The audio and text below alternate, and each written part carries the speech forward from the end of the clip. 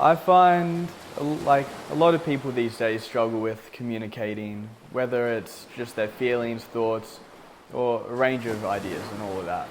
But I feel like when you have a guitar in your hand and you're singing, even though you're not singing directly to someone, it still feels like you're getting your message out there and someone's listening.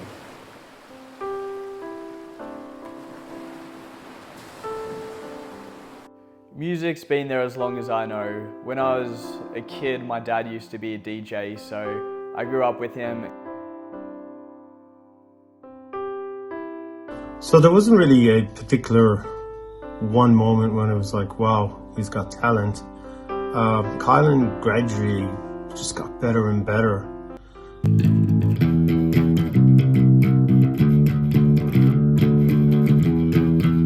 Even when he got me my first guitar, I couldn't play a single note that sounded good. First we got him guitar. He liked it, didn't do too much with it. Then he kind of got into the bass.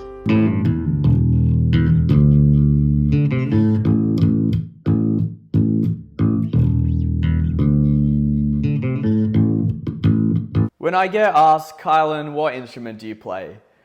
Even though there's all these other instruments that I love playing and I enjoy so much, I have to tell them that I'm a bass player through and through. That is the first instrument that I fully got into, and it's just always going to be in my core.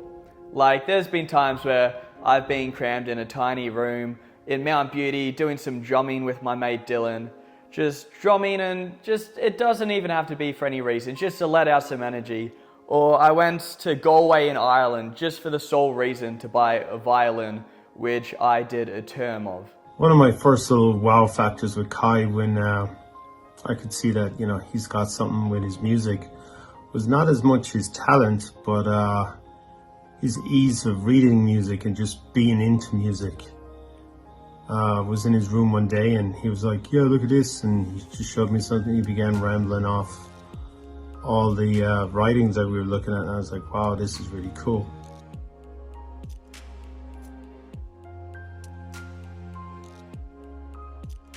And whilst these days I do a lot of guitar and singing as well, like for a lot of my solo projects, I do pretty much every instrument on it, though I do get my mate Dylan to do the drums on that because he adds the extra touch.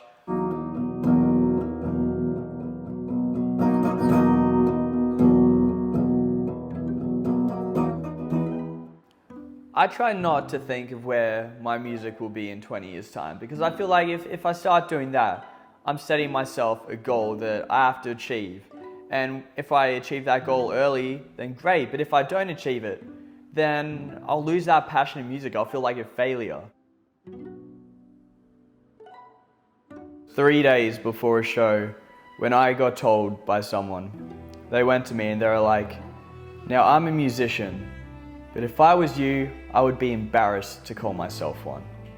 And that just crushed me, because in that moment, I was told that me calling myself a musician was an embarrassment.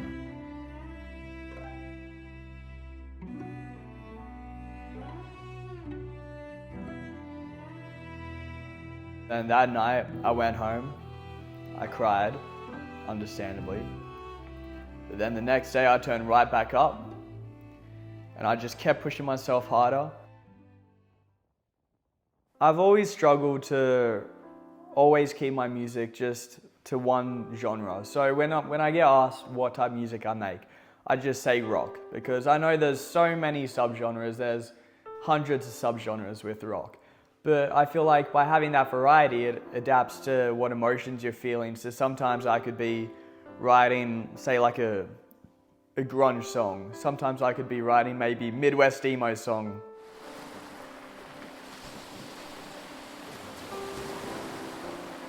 I've always had more passion jamming with others because there's more energy connection. Because whilst you play by yourself, yeah, you're letting out your own energy, but by having that mixture of different energies all merging together, that's what really brings out this different aspect to it. And whilst a further dimension of it, I used to be in another band in the past, and it was always cover songs. So as soon as I had the chance to join Twisted Rise and work on something more original, that's when I had to take it, because you're taking energy from these different musicians jamming together, but you're also taking that original aspect as well. When it comes to writing and releasing an EP, an album, or even just one song as part of a band, there's so many different aspects of collaboration when it comes to this. See, the way Twisted Horizon worked on our next EP, we all had our own individual ideas because a team still has to have individuality between each team member. So we worked on our own parts. Then we came together and we started showing our ideas, bouncing them off each other. And then the ones that as overall we approved of, we thought something we could make of this. We started adding our own ideas to each other's ideas.